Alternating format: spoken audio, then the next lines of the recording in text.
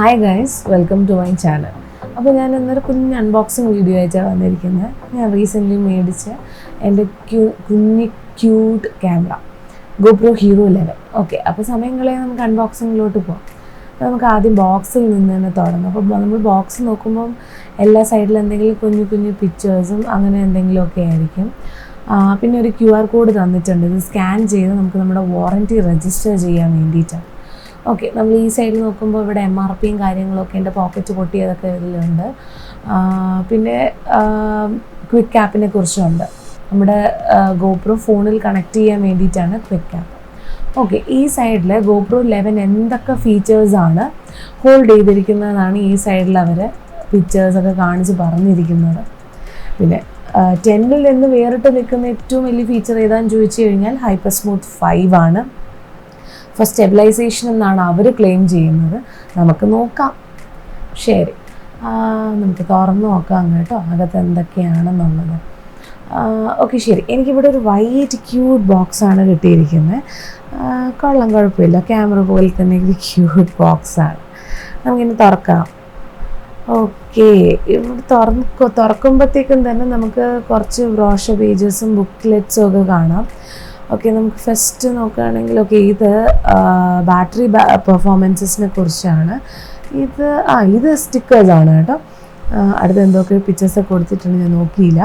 Okay, ഇത് നമ്മുടെ QR code, quick app, പിന്നെ അകത്ത് ബാറ്ററി എവിടെ വെക്കേണ്ടത്, അങ്ങനെയൊക്കെയുള്ള കുറേ കാര്യങ്ങളൊക്കെയാണ്. നോക്കിയിരുന്നാൽ മതി.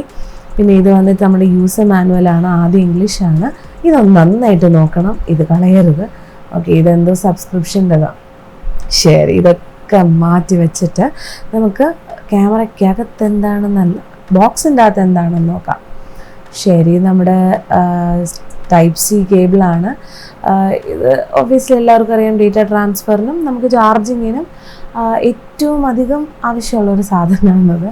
ശരി, അടുത്ത് നമ്മുടെ ഹെൽമെറ്റ് മൗണ്ടാണ്. ഇത് ഹെൽമെറ്റിൽ വെച്ച് വീഡിയോ എടുക്കുന്ന റൈഡേഴ്സിനൊക്കെ വേണ്ടിയിട്ടാണ് ഇത്, സ്റ്റെബിലൈസേഷന് വേണ്ടിയിട്ട്. ഓക്കെ, ഇത് മൗണ്ടിങ് സ്ക്രൂ ആണ്. ഇത് വ്ളോഗ്സ് എടുക്കുകയാണെങ്കിൽ ഇപ്പം സെൽഫി സ്റ്റിക്കോ ഗിംബലോ അങ്ങനത്തെ എന്തെങ്കിലും സ്ക്രൂ ചെയ്ത് ടൈറ്റൻ ചെയ്ത് സ്റ്റെബിലിറ്റി മെയിൻറ്റെയിൻ ചെയ്യാൻ വേണ്ടിയിട്ട്. ഓക്കെ, അടുത്ത് നമ്മുടെ ബാറ്ററിയാണ് വരുന്നത്. അപ്പോൾ ബാറ്ററി നമ്മുടെ എൻഡ്യൂറയുടെ ബാറ്ററിയാണ്. നമുക്ക് ആകെ ഒരൊറ്റ ബാറ്ററി ഇവർ തരുന്നുള്ളൂ. അപ്പോൾ എന്തെങ്കിലും റീൽസൊക്കെ എടുക്കുകയാണെന്നുണ്ടെങ്കിൽ കുഴപ്പമില്ല. പക്ഷേ ഹെവി വ്ളോഗ്സൊക്കെ എടുക്കുകയാണെങ്കിൽ ഒരു ബാക്കപ്പ് ബാറ്ററിയും കൂടെ വയ്ക്കുന്നത് നല്ലതായിരിക്കും. കാരണം 90 minutes ആണ് ഇവർ പറയുന്ന പവർ തരും, അല്ലെങ്കിൽ അത്രയും ടൈം മാത്രമേ നമുക്ക് അവർ പറയുന്നുള്ളൂ. ഓക്കെ, നമുക്ക് ക്യാമറയിലോട്ട് പോകാം. നമ്മൾ നോക്കുമ്പോൾ ഒരു ലെൻസ്, ഒരു ഫ്രണ്ട് ക്യാമറ, പിന്നെ ഒരു മെയിൻ സ്ക്രീൻ. ഫ്രണ്ട് ക്യാമറയല്ല, ഫ്രണ്ട് സ്ക്രീനും ഒരു മെയിൻ സ്ക്രീനും. ഓക്കെ, ഇനി നമുക്ക് GoPro 10ഉം 11ഉം വെച്ച് നോക്കുകയാണെങ്കിൽ റൈറ്റിങ്സിൽ ഒരു വ്യത്യാസവും ഇല്ല കേട്ടോ. രണ്ടിലും സെയിം തന്നെയാണ്. GoPro 11ലായാലും 10ലായാലും ആകെ ഒരു 0 മാറി എക്സ്ട്രാ ഒരു 1 വന്നു, 11 വന്നു എന്നുള്ളൊരു വ്യത്യാസം മാത്രമേ ഉള്ളൂ. ശരി, ഇതാണ് നമ്മുടെ പവർ ബട്ടൺ കേട്ടോ. അതൊന്ന് പ്രസ് ചെയ്താൽ മാത്രമേ ഓൺ ആവത്തുള്ളൂ. ഓക്കെ, ഇവിടെ നമുക്ക് 3 മൈക്സ് ഉണ്ട് കേട്ടോ. ഒന്ന് ഇവിടെയാണ്, ഇത് രണ്ടാമത്തെ മൈക്കാണ്, ഇത് മൂന്നാമത്തെ മൈക്കാണ്. ഇത് ചാർജിങ് പോർട്ടൊന്നും അല്ല, വലിച്ചൂരി കളയരുത്. ഇത് മൈക്കാണ്, ഇത് ഡ്രെയിൻ മൈക്കാണ് നമ്മുടെ. അപ്പോൾ അതായത് എന്തെങ്കിലും മഴയൊക്കെ പെയ്ത് വെള്ളമൊക്കെ വരികയാണെങ്കിൽ ഡ്രെയിൻ ചെയ്ത് പോകാൻ എളുപ്പമായിരിക്കും. ഓക്കെ, ഇവിടെയാണ് നമ്മുടെ അതായത് ഹെൽമെറ്റ് മൗണ്ട് യൂസ് ചെയ്യാൻ വേണ്ടിയിട്ട് ഉള്ള ഒരു സംഭവമാണിത്.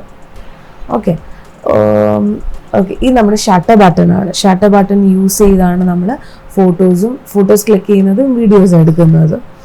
ഓക്കെ, നെക്സ്റ്റ് ഇതിലോട്ട് പോവുകയാണെങ്കിൽ ഇതാണ് നമ്മുടെ ബാറ്ററി വെക്കുന്ന സ്പേസ്. ഇതാണ്. അപ്പോൾ ബാറ്ററിയും മെമ്മറി കാർഡും ചാർജിങ് പോർട്ടും ഇതിൻ്റെ അകത്ത് തന്നെയാണ്. ഓക്കെ, അപ്പോൾ ഇതിൽ നിന്ന് ഞാൻ പ്രത്യേകം സെപ്പറേറ്റ് ആയിട്ട് മേടിച്ചത് ഒരു മെമ്മറി കാർഡും ഒരു സിലിക്കോൺ കേസുമാണ്. പ്രൊട്ടക്ഷന് വേണ്ടിയിട്ട് ഒരു സിലിക്കോൺ കേസുമാണ് ഞാൻ മേടിച്ചത്.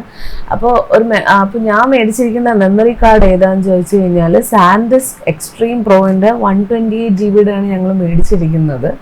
അപ്പോൾ മിനിമം ഒരു 128 GB എങ്കിലും ഉണ്ടെങ്കിൽ 4K ഇത് സപ്പോർട്ട് ചെയ്യുള്ളൂ. ആൻഡ് ഈ വ്ളോഗ്സ് ഒക്കെ എടുക്കുകയാണെങ്കിൽ മിനിമം ഒരു 128 GB 128 GB കൂടുതൽ എടുത്താലും കുഴപ്പമൊന്നുമില്ല. ഓക്കെ, അപ്പോൾ നമുക്ക് ഇനി ബാറ്ററി മെമ്മറി കാർഡും ഒക്കെ ഇതിലിട്ടാം. ഓക്കെ, ഇത് തുറക്കാനായിട്ട് അറ്റത്ത് നമ്മൾ നല്ലൊരു ഫോഴ്സ് അല്ല, ഒരു ചെറിയൊരു ഫോഴ്സ് കൊടുക്കുമ്പോൾ ഇത് ഓപ്പൺ ആയിട്ട് വരും. പിന്നെ എക്സ്ട്രീം ഫോഴ്സ് കൊടുക്കുകയാണെങ്കിൽ ബട്ടൺ പൊട്ടി വരും. അപ്പോൾ അത് എക്സ്ട്രീം ഫോഴ്സ് യൂസ് ചെയ്യാതിരുന്നാൽ നല്ലത്. ഓക്കെ, നമുക്ക് ബാറ്ററി പ്ലേസ്മെൻറ്റ് കഴിഞ്ഞ് നമുക്ക് മെമ്മറി കാർഡ് വയ്ക്കാം. അപ്പോൾ അതായത് കാണുന്നുണ്ടോ എന്ന് അറിയില്ല, ഈ ബാറ്ററിയുടെ ജസ്റ്റ് മുകളിൽ ചെറിയൊരു സ്പേസ് ഉണ്ട്, അതിലാണ് നമ്മൾ മെമ്മറി കാർഡ് വെക്കുന്നത്. തൊട്ട് താഴത്തെ സ്പേസ് ആണ്, ഈ സ്പേസ് ആണ് നമ്മൾ ചാർജിങ് പോർട്ടിന് വേണ്ടി യൂസ് ചെയ്യുന്നത്. അപ്പോൾ നമുക്ക് മെമ്മറി കാർഡ് വെക്കാം.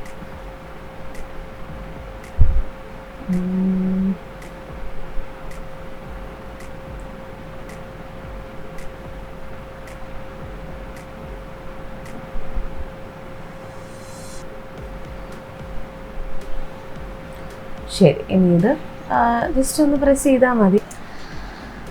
ഓക്കെ, ഇനി നമുക്കിത് ഓൺ ചെയ്ത് നോക്കാം. ഒരു സിംഗിൾ ക്ലിക്കിൽ തന്നെ ഓൺ ആകുമ്പോൾ നമുക്ക് ഫ്രണ്ട് സ്ക്രീനിൽ 11 ബ്ലാക്ക് എന്ന് കാണാം.